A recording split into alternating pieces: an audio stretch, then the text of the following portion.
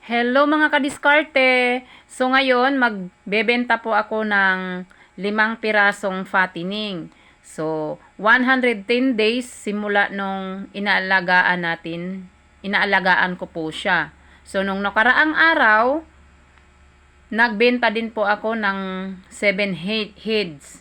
Tapos, ngayon po, 5 piraso lang po. So, yon. Itong aking mga baboy, mga kadiskarte, chop suey lang po ito. So, ang timbang po nila ay, yung unang timbang is 74. So, yung pangalawang timbang is 84. Yung pangatlo is 69.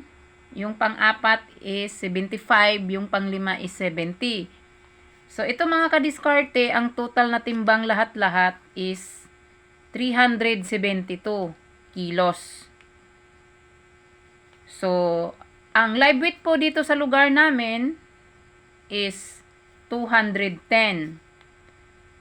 So, nakabenta po tayo, ng total is 78,120. So, yun po, ang expenses po naman natin, so, umabot po siya ng is 36,280.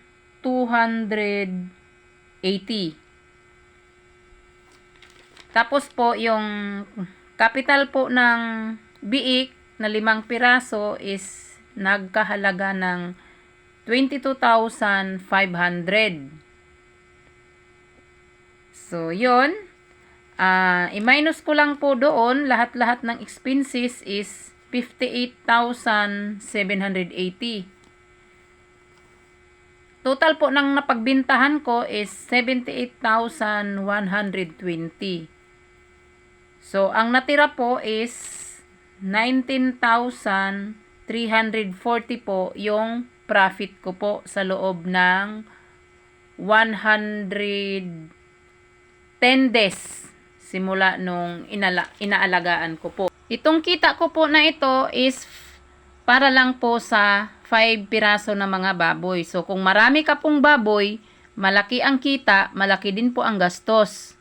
So, yun lang po ang vlog ko ngayon. Sa hindi pa po nakasubscribe, please po, subscribe na. Sa nag-subscribe na po, maraming salamat po sa inyong suporta po. Bye-bye po. God bless. Happy farming po.